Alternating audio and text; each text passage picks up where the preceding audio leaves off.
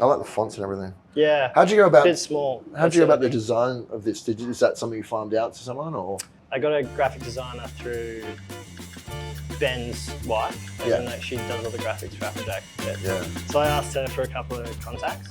Basically, I gave him the designer a bit of a brief on, I want it to be pretty easy to read, and also like simple, no over the top illustrations, and something that I can change myself. So that's kind of the vibe of it. But yeah, it looks good.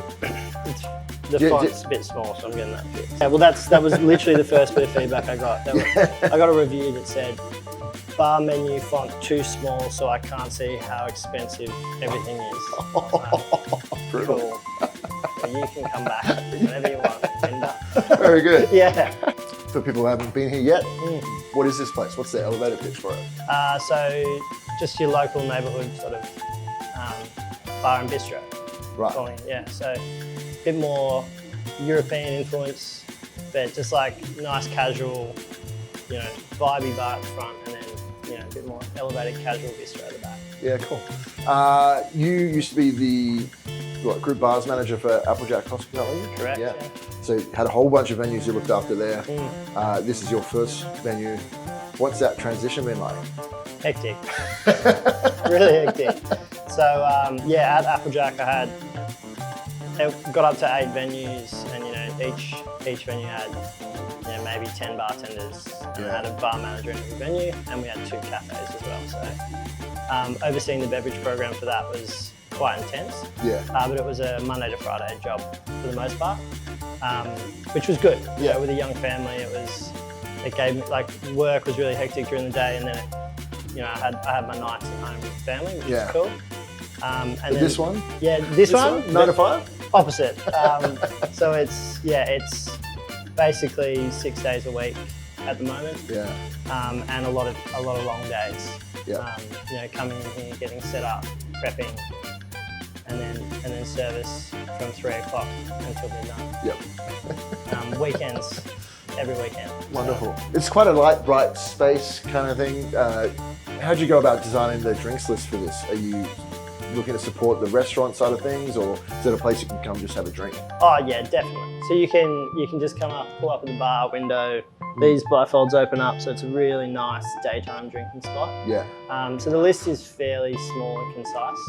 I've got 6 or 7 cocktails and about 90-ish wines. And then we've got 6 beers on tap. So we've kind of got something for everybody. And it's that sort of menu that allows you to come in and just have a couple of schooners if that's what you're after, or you can have a really nice bottle of wine over a meal. Okay. Now with the cocktails, how'd you have to structure the list to suit this place in particular?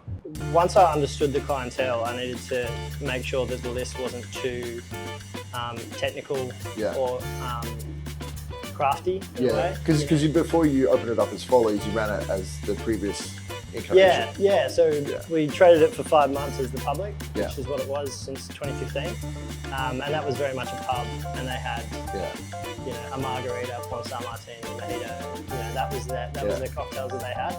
I realised that was sort of the cocktails that people were drinking in this area, but that's not what I wanted to execute on this list. So basically what we did was we've kept the ethos of classics, but just mix them up a little bit. Right, so sort of putting your spin on things? Or? Yeah, so just like simple stuff. We're not rewriting the wheel, but it's just like homemade ingredients, so like cordials or infusions. But the locals seem to think it's like the next big thing. They see the sous vide bath going on and they're like, what is this? The cocktail revival has come to Cabaret, finally. Big time. They're like, wow, you must know so much. It's like, it's huge. How did you go about that balance of getting it right for the locals, but also putting in things that you want to have your own authorship over, and like the style of drink that you want to put out there? How do you get that feedback loop right? Yeah, it's been pretty tough. So I guess the benefit of trading this place for 5 months meant that I could get a lot of buy-in from locals. And I spoke, because I was here every day on the tools, I was pretty open with the locals as to what our plan was. Just so I could gauge their interest or how they would feel about it. So little things like when we first looked at the site, I was thinking restaurant the entire way, 2 beers on tap, Right. huge wine program.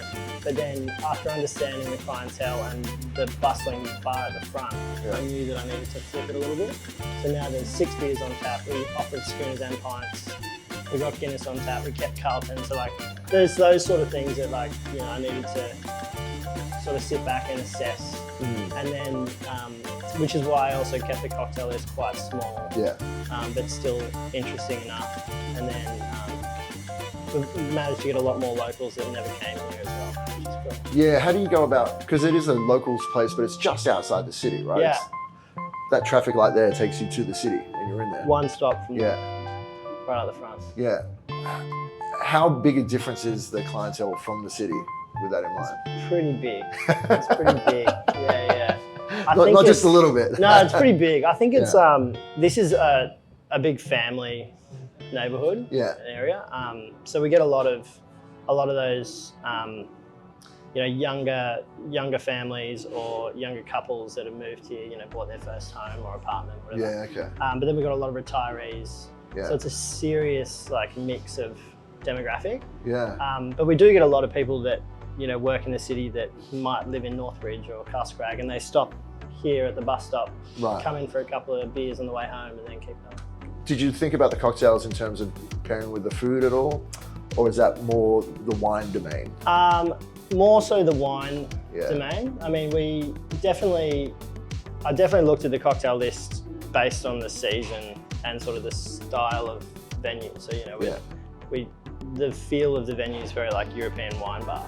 Yeah. But so like, you know, we've got a light spritz on the menu, got a couple of carbonated cocktails. Yeah. So kept it nice and crisp and light, but then also lent into, you know, some after dinner sort of heavier style drinks as well. Okay, cool. Yeah, and everything I'm using is mostly Australian as well. Is that important for you to use as many kind of Aussie things as possible? Yeah, I liked it just because, you know, coming from a group with, you know, group contracts and that sort of thing, you know, this was my first chance to be like, I'm not going to sign a well contract. I'm just Not yet. Correct. Money talks, right? That's it. But yeah, it just gave me an opportunity to start using some of the products that I couldn't use before. Yeah. You know, bound by cocktail list pouring agreements. Yeah. Which was really cool. So then I started to, you know, I've got a lot of, basically every cocktail's got something Australian in it. Can you tell us about the name, Follies? Where did that come from? Yeah, so... It's kind of old worldy, kind of bit of a throwback name. Yeah, that's kind of the idea of it. So we wanted something that felt like it was owned and had been here for a long time. You know, we loved Epoch back in the day when it was here. That was a Belgian beer bar. That was a beer bar, yeah. That I remember going to when I was very young. Yeah, probably too young. Probably too young. But yeah, we loved that idea of it. Just to digress on that, that was one of the first like Belgian beer bars. It was the in first, the city. Yeah. So it started here, and then the previous owner, he opened 2 in the city, and then like expanded quite quickly. Right. Okay. I think that was sort of. But a lot of locals come here, and they always say, "I remember coming here and you know Epoch," and I'm like, "Yep." So does everybody else. That's the first thing I said when I walked in the door. Yeah, no, that's cool. That's all right. But yeah, so with the name Follies was. You know, we're looking at the area and understanding the different landmarks and trying to just link the venue to the area. Yeah. Because, you know, trading this for 5 months, everyone in Camaret is so proud to be from Camaret. Right. So it was important for us to link that back somehow. Yeah. So Follies is actually reference to Folly Point, which is the piece of land or water down in between Neutral Bay and Camaret. So Folly Point, I just kind of like that name. I thought that was a bit long.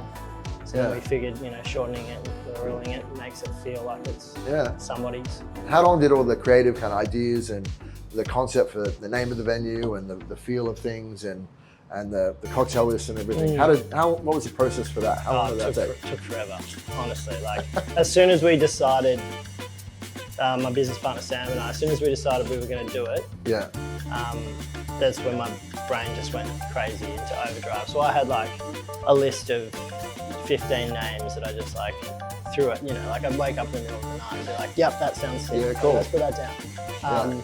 And then in terms of the cocktail list, that didn't take as long because you know, working at Applejack, overseeing all those venues, Yeah. I had a massive list of cocktails that I had, you know, planned to put into a venue, or had an idea that didn't quite work out. So I just tweaked.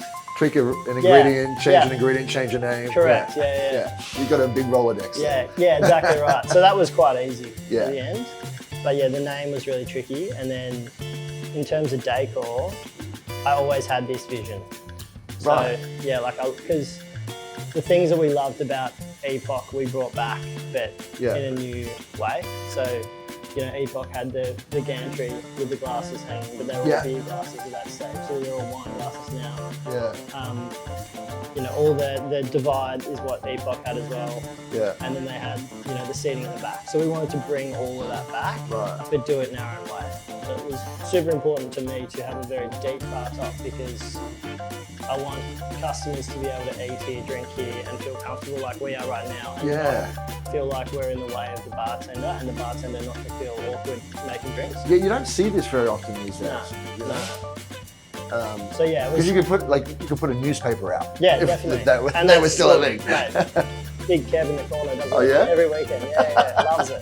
Loves Okay, right.